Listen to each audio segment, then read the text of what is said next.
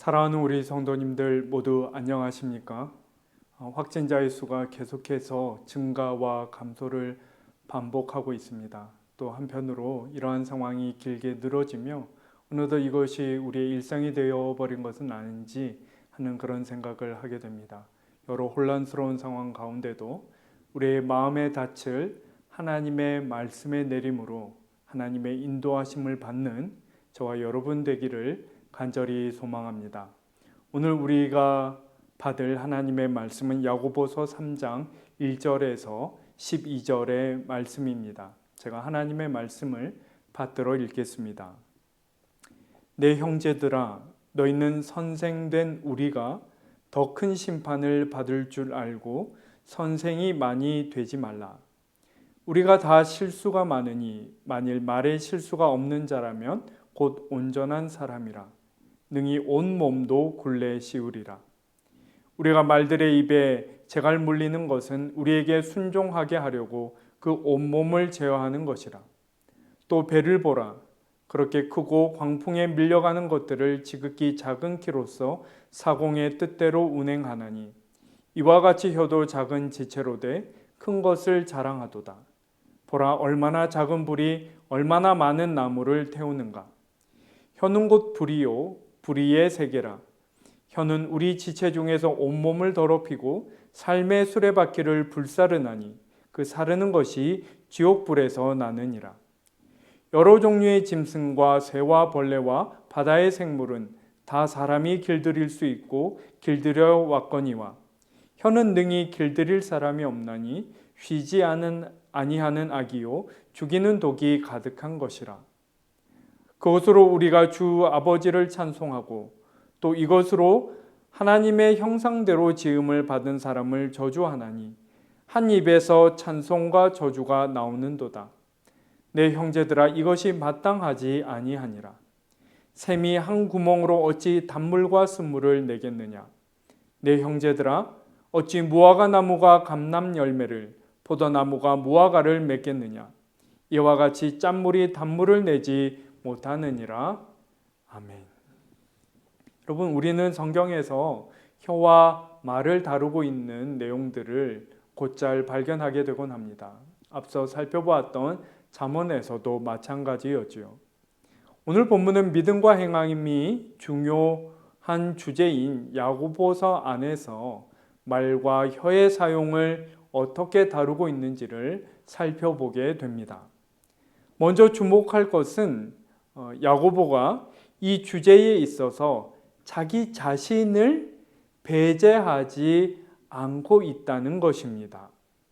1절을 보시면 이 편지를 읽을 수신자들을 나의 형제들이여 하고 부드럽게 불러서 이목을 집중시킨 이후에 곧장 어떻게 말하고 있습니까? 선생된 우리가 하며 자신을 그들과 함께 묻고 있는 것이지요. 이어서 보시면 선생된 우리가 선생이 많이 되지 말자 이렇게 말합니다. 여러분, 굉장히 대단한 표현이지 않습니까? 2절을 먼저 좀 보시면 우리가 다 실수가 많으니 만일 말에 실수가 없는 자라면 곧 온전한 사람이라 능히 온몸도 굴레 씌우리라 이렇게 말하고 있는데, 여러분, 선생은 어떤 존재입니까? 야고보에 따르면 선생은 늘 발음을 말하는 역할임에도 그 자신은 늘 바를 수만은 없는 그런 역설적인 존재다라고 할 수 있겠습니다. 선생된 우리가 되도록 선생되려 하지 말자 말하는 까닭이 바로 여기에 있는 것이지요. 그런데 이러한 역설적 상황에서 문제의 중심이 어디에 있다고 말합니까? 말에 있다는 것이지요. 심지어 말만 잘 다룰 수 있다면 그 사람은 온전한 사람이 될 수 있다라고 말하고 있는 것입니다. 여러분, 어떤 면에서 매우 깊고 의미 있는 그런 본문을 우리가 마주하고 있다라는 생각이 듭니다. 왜냐하면 지금 말하고 있는 사람은 야고보인데 그 말의 내용은 스스로 말을 조심하자라고 하는 것이기 때문이죠. 이를테면 지금 이 말은 누군가에게 건네는 말이기도 하지만 동시에 자기 자신에게로 돌아오는 말이다라고 할 수 있습니다. 여러분, 우리가 어떻게 혀를 제어할 수 있을까요? 말을 하되 자신에게도 말하면 되는 것이죠. 여러분, 자신에게 말한다는 것이 무엇을 의미합니까? 말이 시작되는 바로 그 자신을 먼저 살핀 다음에 말을 입 밖에 내는 것이지요. 누군가에게 말을 할 때 상대를 살필 뿐 아니라 동시에 말을 하는 자기 자신을 살필 줄 알아야 하는 것이죠. 특별히 선생의 말은 발음의 기준이 되고 더욱 영향력이 크기에 그런 선생은 말을 낼 때에 더욱 스스로를 진실하고 깊게 살필 수 있어야 하는 것이죠. 이를테면 성찰적인 말하기가 되어야 한다. 선생된 우리는 더욱 선생이 되지 말자 말하는 까닭이 여기에 있는 것이죠. 여러분, 이것이 어떤 것인지를 이후의 본문이 우리에게 잘 보여줍니다. 먼저 3절에서 8절의 말씀을 보시면 말과 혀에 대해서 매우 예리한 통찰을 드러내고 있는데 그 말이라는 것이 배에 항해하는 배에 달린 키와 같아서 사람을 제어해서 어떤 방향으로 인도하는 식으로 작용한다. 이렇게 말하고 있는 것이죠. 4절에서 5절을 보시면 배를 보라. 그렇게 크고 광풍에 밀려가는 것들을 여러분 배가 얼마나 큽니까? 배에 오르면. 그런데 지극히 작은 키로서 사공의 뜻대로 운행하나니 이와 같이 혀도 작은 지체로 돼 큰 것을 자랑하도다. 혀가 우리 인간의 지체 가운데 얼마나 작은 일부에 지나지 않습니까? 그런데 이 혀가 어떻게 한다는 것이죠? 배의 키와 같아서 사람의 생각과 마음과 행동을 그 방향대로 이끌어 간다라는 것이죠. 이를테면 말을 뱉으면 사람은 어떻게 움직인다는 것입니까? 그 말의 방향대로 나아가게 된다. 이렇게 말하고 있는 것이죠. 이렇듯 성찰을 거치지 않은 말은 그런데 어떤 경향을 띠더라는 것입니까? 6절을 보시면 혀는 곧 불이요 불의의 세계라. 혀는 우리 지체 중에서 온몸을 더럽히고 삶의 수레바퀴를 불사르나니 그 사르는 것이 지옥불에서 나느니라. 여러분, 여기서 불은 지옥을 연상시키며 하나님을 거역하는 것과 불의를 상징하는 것이죠. 이를테면 사람이 입으로 하는 그 말을 끄는 것이 아니라 말과 혀가 사람을 끌어갔다가는 어디로 치닫게 된다는 것입니까? 지옥에 치닫게 된다고 말하고 있는 것이죠. 그런데 문제가 무엇입니까? 말을 뱉으며 자신을 볼 줄 모르는 사람은 자신의 잘못된 언행으로 말미암아 자신이 지금 지옥을 향해 치닫고 있는 것을 알아차리지 못하는 것이죠. 여러분, 이 구절들이 우리의 일상 속 말실수와 관련된 경험을 얼마나 깊이 있게 또 다른 한편으로는 얼마나 해학적으로 풀어내고 있는지를 잘 살필 필요가 있는 것입니다. 이어서 9절에서 12절은 말의 일관성에 대해서 다루고 있습니다. 이 본문은 먼저 우리가 잠시 잊고 있었던 우리 안에 어떤 이중성을 드러냅니다. 구절을 보시면 혀를 가리키며 이것으로 우리가 주 아버지를 찬송하고 또 이것으로 하나님의 형상대로 지음을 받은 사람을 저주하나니 하며 우리의 모습을, 우리의 행위를 드러낸 다음에 10절에서 이를 요약하기를 한 입에서 찬송과 저주가 나오는도다. 내 형제들아 이것이 마땅하지 아니하니라. 이렇게 말하는 것이지요.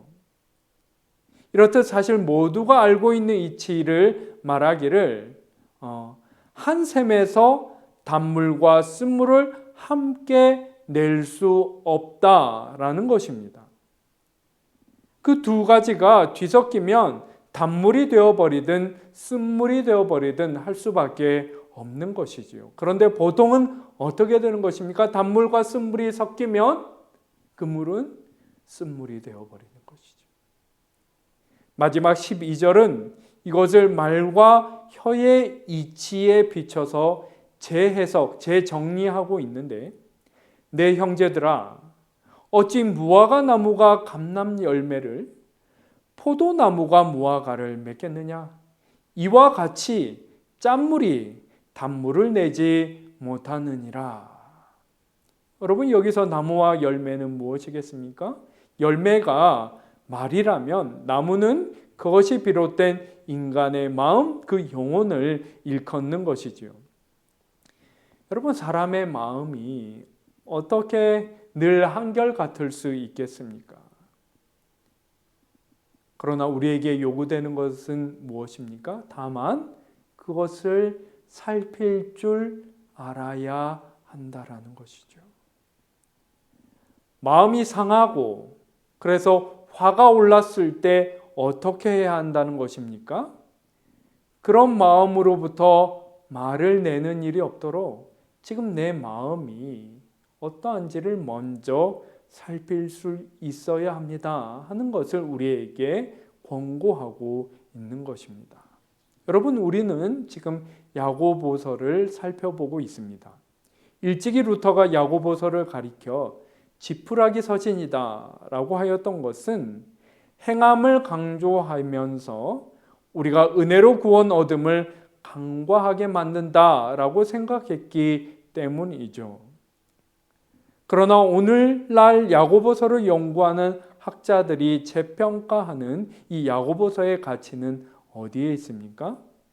성경 형성의 역사에서 거의 가장 마지막에 쓰인 이 책이 그 당시에 흐트러진 행위로 교회의 분열을 일으키고 구원받은 자의 덕을 거스르는 그 교회의 실상을 바라보며 아파하는 마음에서 비롯된 것이다 라는 것이지요.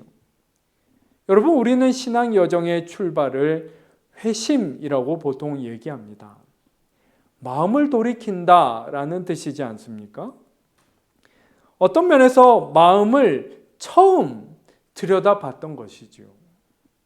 그 첫 시선에 그 마음이 얼마나 망가져 있는지, 얼마나 흐트러져 있는지, 어떤 면에서 그것이 얼마나 더럽혀져 있는지를 처음으로 직면했던 것입니다. 그리고 그것을 그리스도의 대속하시는 보혈로 씻어내는 것, 그렇게 마음을 새롭게 하는 것, 돌이키는 것이 바로 회심이죠. 그런데 어느덧 마음을 돌이켜보던 시선을 잃어버리고 그렇게 조종되었던 마음이 다시 옛적 상태로 돌아가 버렸던 것입니다. 이에 오늘 본문은 말씀하십니다. 다시금 마음을 바라보라.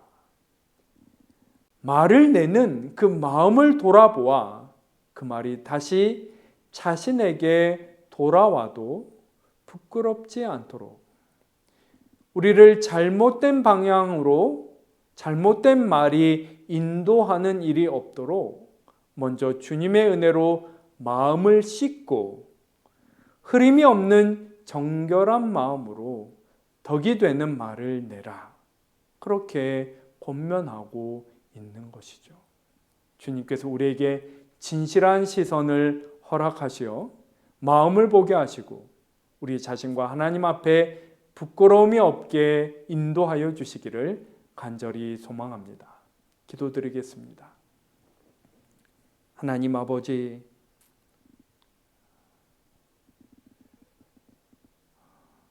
저희의 마음을 돌아보건대 안팎에 여러 가지 어려움이 있을 때면 어김없이 강팍하여져서 생각지도 못하게 악한 말을 내곤 하는 저희들임을 돌아보게 됩니다. 주님, 그러나 우리와 함께 하시되 우리의 마음의 가장 깊은 곳 그 중심에 주님 함께 하심을 우리가 믿사오니 우리의 시선이 우리의 마음 가운데 함께 하시는 그 주님을 놓치는 일이 없도록 우리를 다시금 깨워주시고 새롭게 하여 주시옵소서. 우리의 마음속에서 끊임없이 상처진 곳을 싸매시고 어루만지시며 치유하시고 우리 마음 가운데 끼인 그 모든 그늘진 것들 빛을 비춰 그 어둠을 몰아내시고 우리를 정결케 하시며 새롭게 하시며 소망과 기쁨으로 충만케 하시는 그 주님을 힘입어 참으로 그 주님의 입술로 주님의 마음으로 말하는 저희들 되게 하여 주시옵소서. 그렇게 서로를 위로하고 격려함으로 이 어려움을 더불어 함께 헤쳐나가는 저희 모두가 되게 하여 주옵소서. 감사드리며 귀하신 예수 그리스도의 이름으로 기도하옵나이다. 아멘.